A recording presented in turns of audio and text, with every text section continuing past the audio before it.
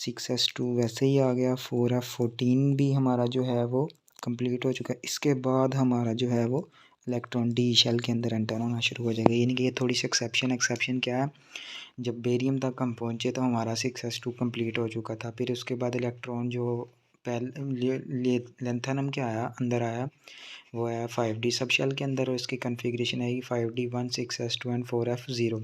लेकिन उसके बाद चूँकि हमारे पास इलेक्ट्रॉन न्यूक्लियर चार्ज इंक्रीज़ हुआ तो 4f ऑर्बिटल की एनर्जी जो हमारे पास वो डिक्रीज़ डाउन कर गई, फॉल कर गई। तो ज़ाहिर सी बात इलेक्ट्रॉन की फिलिंग के लिहाज से जिसकी एनर्जी कम होगी पहले उसमें फिल होंगे। तो जो हमारा CE आएगा जो 58 जिसका एटॉमिक नंबर है, तो वो इलेक्ट्रॉन हमारे पास जो 5d है उसके बजाय हमारा जो इलेक्ट्रॉन आएगा वो आएगा 4f के अंदर। यानी कि ये सेम रहेगी। अब इसके अंदर इलेक्ट्रॉन की फिलिंग होना शुरू हो जाएगी और ये हमारे पास चलती जाएगी किधर तक, ये ट्रिबियम 70 तक। जब ये ट्रिबियम के अंदर हमारे पास 14 के 14 इलेक्ट्रॉन जो हैं वो फिलअप हो जाएंगे, तो उसके बाद हमारा क्या होगा, उसके बाद जो हमारी बेसिकली फिलिंग होगी वो शुरू हो जाएगी 5d के अंदर, और ये शुरू होगी जो लिथियम है हमारा। अगर हम टेबल देखेंगे इसकी इलेक्ट्रॉनिक कॉन्फ़िगरेशन का, तो लेंथेनम हमने देखा कि जब हमारा बेरियम आया 56, तो उसके बाद जो 6s कंप्लीट हो चुका था और जो इलेक्ट्रॉन आ रहा था वो 5d1 में आया।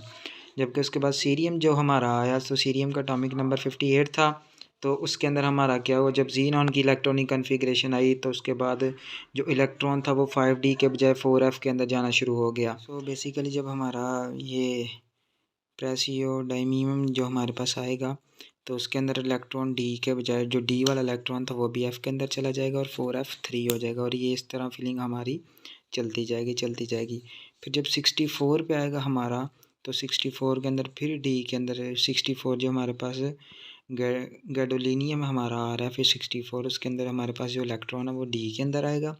फिर उसके बाद हमारा जो डी से गायब होकर उसके अंदर चला जाएगा 4f के अंदर, और ये 14 तक चलता जाएगा जब तक f की फिलिंग नहीं होगी। लास्ट वाला जो हमारा ल्यूटीशियम है ना, इसके अंदर हमारा क्या होगा, जो इलेक्ट्रॉन है उसका 5d1 के अंदर, क्योंकि इसके अंदर तो फिलिंग हो चुकी है, ज़ाहिर सी बात है फिर इसके अंदर आएगा। तो डी के अंदर जो हमारा इलेक्ट्रॉन है वो सिर्फ और सिर्फ लेंथेनम के अंदर आएगा, फिर इसके बाद आएगा सीरियम के अंदर आएगा, देन उसके बाद गैडोलिनियम के अंदर आएगा, और उसके अलावा लास्ट पे जो हमारा है ल्यूटीशियम के अंदर आएगा। तो सिर्फ इनके अंदर आएगा, बाकी सब के इलेक्ट्रॉन की फिलिंग हमारी जो होगी वो होगी एफ के अंदर। गैडोलिनियम की एक्सेप्शन की बात कर रहे थे कि गैडोलिनियम के अंदर जो हमारे पास इलेक्ट्रॉन है वो एफ़ के बजाय डी में क्यों जाता है। तो गैडोलिनियम का एटॉमिक नंबर हमारे पास 64 होता है, लेकिन उसका जो 4f और 5d का एनर्जी लेवल है ना, वो बेसिकली क्या होता है, सेम एनर्जी लेवल होता है।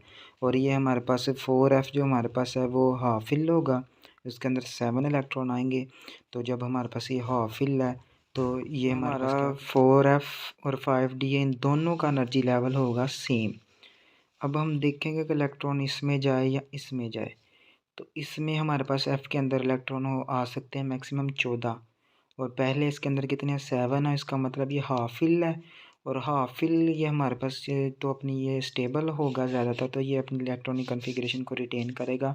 तो जो अगला इलेक्ट्रॉन है वो हमारे पास डी इसके अंदर एफ़ के अंदर आने के बजाय किसके अंदर आ जाएगा, डी के अंदर आ जाएगा। तो यही हमारे पास बेसिकली जो था वो एक्सेप्शनल बिहेवियर था, कि हमने देखा कि जो हमारा उसके बाद बेरियम के बाद लेंथेनम के अंदर हमारे पास डी के अंदर आ गया, उसके बाद हमारा जो था वो एफ़ के अंदर जाना शुरू हो गया।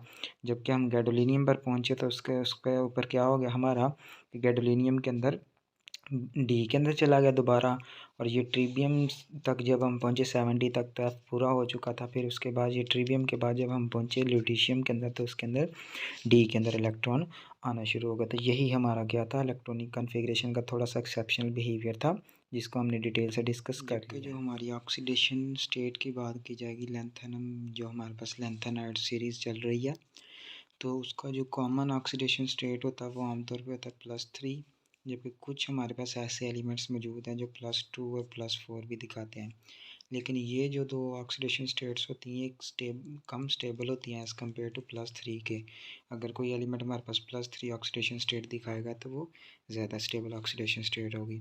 अब जो हमारे पास स्टेबिलिटी होती है वेरियस ऑक्सीडेशन स्टेट की, उसको हम कोरिलेट करते हैं जो हमारी आयंस बनेंगे ना, जो उनकी इलेक्ट्रॉनिक कन्फिग्रेशन से। तो बेसिक रूल हमारे पास क्या है, अगर जो हमारे पास 4f ऑर्बिटल है या वो एम्प्टी है यानी कि वो 4f0 है, या फिर वो हमारे पास कम्प्लीटली फिल्ड है यानी कि 4f 14 है, या फिर हमारे पास वो सॉरी ये हमारे पास हाफ फील्ड के अंदर 7 आ गया।